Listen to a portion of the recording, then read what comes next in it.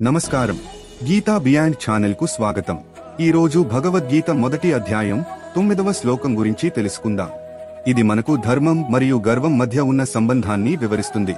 అన్యేచ బహవః శూర మదర్థే త్యక్త జీవితాః నానాశస్త్ర ప్రహరణాః survey యుద్ధ విశారదాః.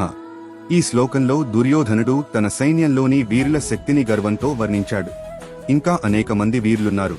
వారు నా కోసమే తమ ప్రాణాలను త్యాగం చేయడానికి సిద్ధంగా ఉన్నారు.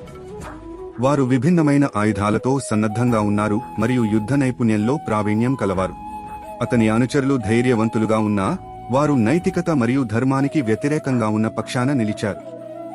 గీత మనకు నేర్పేది ఇది: ఎంత బలమైన శక్తి ఉన్నా అది నైతికత లేకుండా విజయాన్ని సాధించలేను.